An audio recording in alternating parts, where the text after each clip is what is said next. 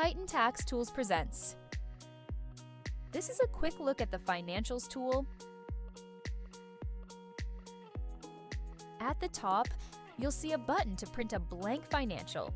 This will save as a PDF that the client will be able to open and type in directly if they don't want to fill it out on a website. When they send it back to you, you'll be able to go in, select the financial, and it'll import all of the fields. It's still recommended to go through and verify all of the information matches what the client has typed it in.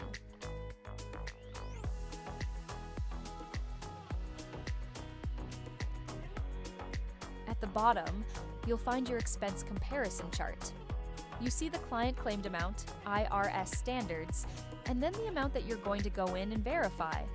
The reason you're going to verify these amounts is because you want to stay under a specific standard to avoid having to provide substantiation.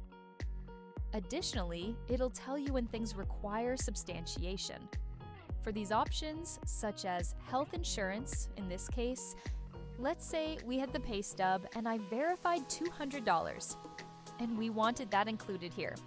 Student loans, again, let's say they sent us the payment and it was actually $600. Down here, the IRS standard will have the income from the client claim, but once you've verified their information, it will adjust to at the bottom. You'll see the disposable income client claimed, IRS standards, and then what you've verified. You can save a sign, save just the financial, assign it to an existing case, or create a new case. You can print the report, show it to the client so they can see the comparison. You can reset the inputs or fill out an IRS form. I also wanted to show you two different manually inputted financials. The first is with real information, where the client put the full bank name, the bank account type, and all of the actual numbers. The car details, their job information, how long they've been there, how often they get paid, and then their numbers, and you're back to your comparison chart. On this one, you'll see they tried to claim vehicle and public transportation, and for the IRS standard, it didn't allow, stating it's either vehicle or public transit, but not both. Again, you'll see the items that have required substantiation, and specifically items like life insurance that qualify for OIC, but not for ACS.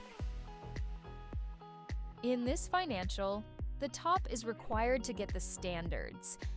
However, let's say the client's on the phone with you and they're like, well, I don't think I can qualify. So you ask them for rough amounts. Do you have bank accounts? Yes. Okay, what's in those accounts? And so instead of putting the names and all the specific details, you just run through and get the necessary information. Income, yes. Disability, yes. So it's rough numbers. And then you can still compare with IRS standards and what the client claimed. You'll also be able to save it, send it to the client, and let them go in and correct the bank information and all of those details so that you can use it for an IRS form. So when you're filling out the financial, remember, it doesn't have to be verbatim. The top, however, is required. You have to put filing status, household size, state zip, primary date of birth, and if it's married filing joint, you'll want to include the secondary's date of birth as well. And that's it! Thank you for watching!